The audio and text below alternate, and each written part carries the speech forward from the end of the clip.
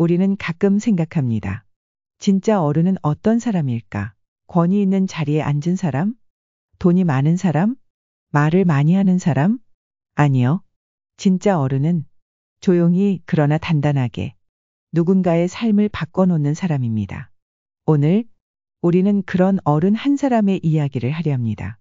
한약방을 하던 사람, 하지만 그 약보다 더 큰 치유를 사람들의 삶에 남긴 사람, 그 이름 김장하입니다. 그 전에 지금은 대한민국 헌법재판소의 재판관 문영배를 알아야 합니다.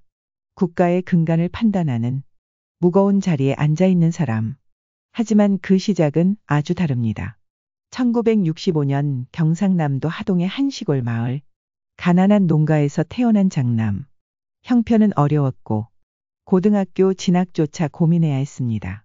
그런 그에게 세주처럼 다가온 한 사람이 있었습니다. 진주에서 남성당한 약방을 하던 김장하 선생님입니다. 문영배 학생의 사정을 들은 선생님은 말없이 그를 도왔습니다. 고등학교 2학년부터 대학교 졸업까지. 학비는 물론 생활비까지 조용히 지원했죠. 그리고 결국 문영배는 서울대 법대에 진학하고 사법시험에 합격합니다. 합격 후 그는 가장 먼저 김장하 선생님을 찾아갑니다. 한약방의 낡은 문을 열고 고개 숙여 말합니다. 선생님 덕분입니다.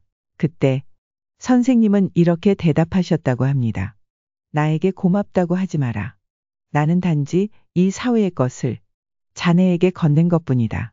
그러니 자네도 언젠가 이 사회에 갚게나.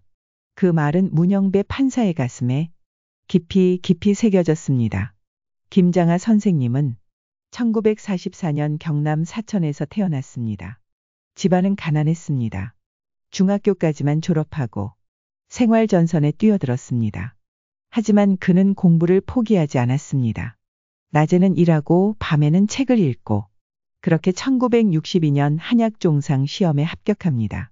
당시는 미성년자여서 면허를 바로 받을 수 없었지만 1년 뒤 1963 드디어 진주에서 남성당한 약방을 엽니다. 그는 장사를 잘했습니다. 하지만 남들과 달랐습니다. 약을 지어주며 환자의 말을 들었고 약값을 못 낸 사람에겐 그냥 약을 쥐어주기도 했습니다. 박리담해요. 많이 벌면 많이 나눕니다. 그의 철학이었습니다. 1990년대 진주에 진주신문이라는 지역 언론이 생겼습니다. 힘겹게 시작한 작은 언론. 수익은 없고 신문은 팔리지 않았습니다. 기자들은 밤을 새워 기사를 썼지만 사무실엔 늘 컵라면과 헌 책상뿐. 그때 김장하 선생님이 신문사에 들어섭니다. 조용히 둘러보며 말없이 고개를 끄덕이더니 기자들에게 이렇게 말합니다. 진실은 밥값을 못해도 세상에는 꼭 필요합니다. 그날 이후 선생님은 10년 넘게 매달 1,000만 원씩 후원금을 보냈습니다. 자신의 이름도 얼굴도 신문에 절대 쓰지 말라 당부하며 진주신문은 그 후에도 권력의 부패를 고발하고 약자의 목소리를 대변하며 살아남습니다. 그리고 어느 날 기자 한 명이 말했습니다. 김장하 선생님이 없었다면 우리는 이미 펜을 놓았을 겁니다. 김장하 선생님은 한 사람 한 사람을 도우셨습니다. 그 숫자 1,500명 무려 50년 동안 이어진 장학금. 그러나 그것만으로 끝나지 않았습니다. 그는 자신의 사재를 털어 명신고등학교를 세웠고 그 학교를 국가에 헌납했습니다.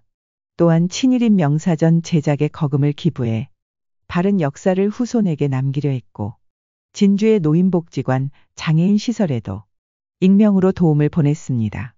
그 모든 선행엔 자신의 이름이 없었습니다. 왜 그러세요? 묻는 이에게 그는 말합니다. 나는 그냥 약장수예요. 줬으면 그만이지요. 그는 단 한 번도 자신이 키운 아이들의 성공을 자랑한 적이 없습니다. 그 아이들 중에는 판사가 되었고, 의사가 되었고, 선생님이 되었고, 공무원이 된 사람들이 있습니다. 하지만 그보다 더 중요한 건 그들이 또 다른 김장하가 되었다는 사실입니다. 누군가에게 조용히 손을 내밀고 아무 말 없이 등을 두드려주고 이 사회를 조금 더 따뜻하게 만들고 있다는 것. 그게 김장하 선생님의 진짜 유산입니다. 김장하 선생님은 자신의 삶을 아무도 모르게 바쳤지만 그 삶은 수많은 사람들의 기억 속에 남아 있습니다. 어른 김장하, 다큐멘터리 제목처럼 그는 참된 어른이었습니다. 자신보다 사람을 먼저 생각하고 자신보다 내일을 먼저 걱정했던 사람. 그가 남긴 한마디. 오늘 우리 마음에 새겨봅니다. 나에게 고맙다 말하지 말게. 나는 그저 이 사회의 것을 자네에게 건넨 것뿐일세. 갚으려거든 이 사회에 갚게나. 여러분 곁에는 이런 어른이 계셨나요? 당신도 누군가에게 그런 어른이 되어줄 수 있기를 바랍니다. 지금까지 진짜 어른 김장하 선생의 이야기였습니다.